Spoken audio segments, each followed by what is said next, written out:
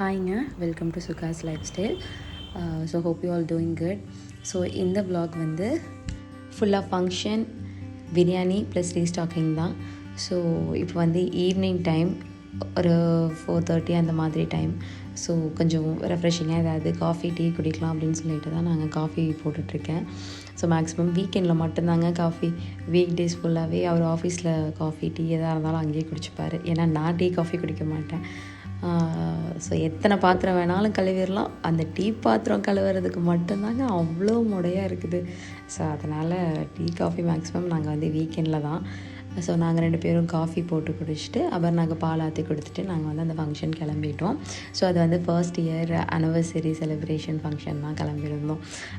So வந்து நாங்கள் போனது வந்து ஜைத்தூன் சிக்னேச்சர். ஈவினிங் தாங்க போனோம். ஆனால் கூட்டம்னாலும் கூட்டம், செம்ம கூட்டங்க. எங்கடா போவீங்க, எங்கே தாண்டா போவீங்க, அதுதாங்க எனக்கு ஞாபகம் வந்துச்சு. அந்த மாதிரி இருந்துச்சு க்ரௌடு. ஸோ போகிறப்ப அவங்களுக்கு எதாவது கிஃப்ட் வாங்கிட்டு போகலாம் அப்படின்னு பிளான் பண்ணிவிட்டு பொக்கே வாங்கினோம். நாங்கள் தான் ஃப்ளவர்ஸ் எல்லாமே செலக்ட் பண்ணி கொடுத்தோம். அந்த அண்ணாவும் சூப்பராக அரேஞ்ச் பண்ணி கொடுத்தாருங்க. கரெக்டான டைமுக்கு பண்ணி கொடுத்துட்டாரு. நான் கூட கொஞ்சம் லேட் ஆகும், ஆனால் செம்ம க்ரௌடுங்க. அங்கேயுமே நிறைய பேர் வந்து வாங்கிட்டு இருந்தாங்க. ஸோ வேலண்டைன்ஸ் டே வேறு வருதுல்ல. ஸோ சிங்கிள் ரோஸ் எல்லாம் வந்து பொக்கே கவரில் போட்டு பேக் பண்ணி வாங்கிட்டு போனாங்க.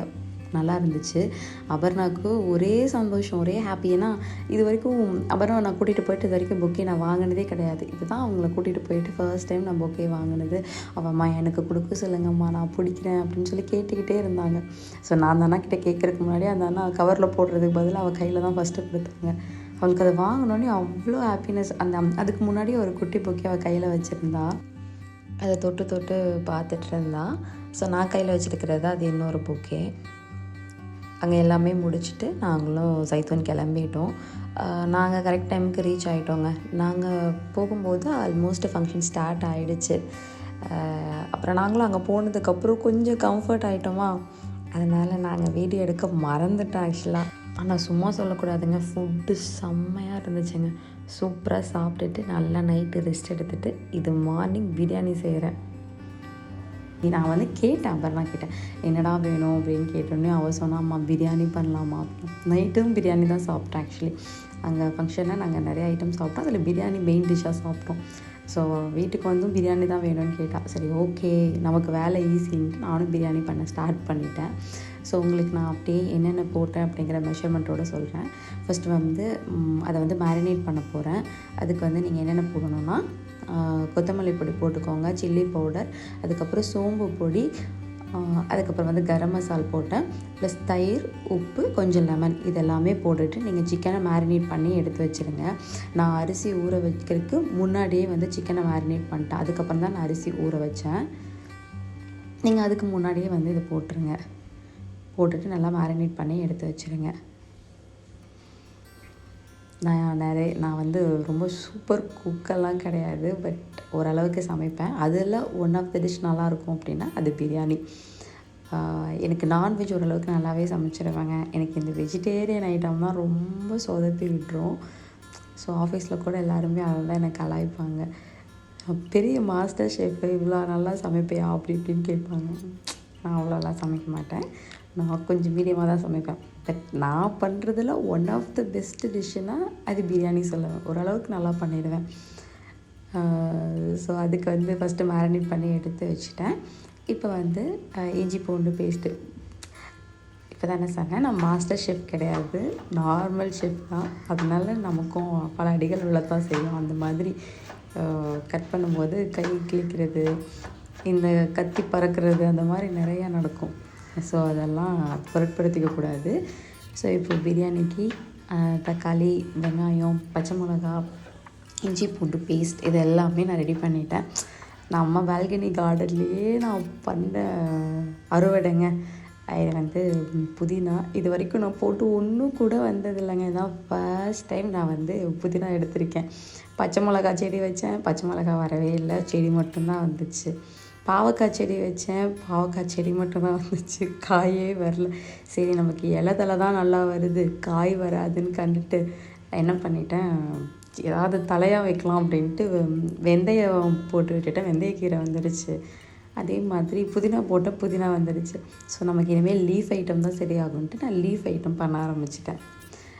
ஸோ இப்போ வந்து நம்ம பிரியாணி ஐட்டம்ஸ் எல்லாத்தையும் ஆயில் போட்டுட்டு நான் கொஞ்சம் கீயும் போட்டிருக்கேன். போட்டுட்டு ஆயில் ஐட்டம்ஸ் அந்த ஸ்பைசஸ் எல்லாமே நான் போட்டுட்டு வெங்காயம், பச்சை மிளகாய் இதெல்லாம் போட்டுட்டு நல்லா ஃப்ரை பண்ணி விட்டுக்கங்க. இன்னொன்று இதில் ஒரு சீக்ரெட் என்னென்னா, நல்லா ப்ரௌன் கலரில் வந்து ஆனியன் வந்துருச்சுனாவே பிரியாணி டேஸ்ட்டு சூப்பராக இருக்கும்னு அர்த்தம் அப்படின்னு நானே புரிஞ்சுக்கிட்டேன். ஸோ அதை போட்டுட்டு தக்காளி போட்டுக்கோங்க. தக்காளி போட்டு நல்லா குழஞ்சி வரணும். அது குழஞ்சி வரக்கு கொஞ்சம் உப்பு போட்டிங்கன்னா நல்லா சீக்கிரம் குழஞ்சி வந்துடும். ஸோ அதுக்கப்புறம் வந்து இஞ்சி பூண்டு பேஸ்ட்டு அது வந்து நான் தட்டினதுனால அதிலேருந்து கொட்ட முடியல. பட் எப்படியோ போட்டுட்டு புதினா போட்டுக்கோங்க. நல்லா போட்டு மிக்ஸ் பண்ணிவிட்டு இப்போ சிக்கனும் நான் போட்டுட்டேன். அந்த மேரினேட் பண்ணி வச்ச சிக்கனையுமே நான் போட்டுட்டேன். அதை அவங்கக்கிட்ட நான் காட்டலை. ஸோ போட்டுட்டு லைட்டாக அதுக்கு வந்து இப்போ ஒரு சொம்பு தண்ணி மட்டும் நான் ஊற்றிட்டு நல்லா அதை மிக்ஸ் பண்ணி விட்டுட்டு, இல்லைனா கறி உடஞ்சிரும்ல, அதுக்காக நான் வந்து போட்டு வச்சுருக்கேன். அதுக்கப்புறம் அரிசி போட்டுட்டு அரிசியும் தண்ணியும் ஒரே சமமாக வரணும். அந்த டைம் வரைக்கும் கொதிக்க விட்டுட்டு அதுக்கப்புறமா நீங்கள் மூடி வச்சுருங்க.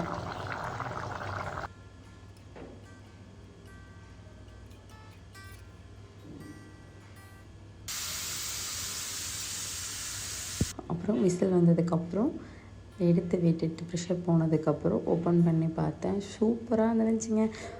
ரொம்ப நாளாக பிரியாணி பண்ணுறேன், ஆனால் கொஞ்சமாவது குழஞ்சிரும். இந்த டைம் தான் எனக்கு செம்மையாக இருந்துச்சு பிரியாணி. கொஞ்சம் கூட குலையில, நல்லா இருந்துச்சு.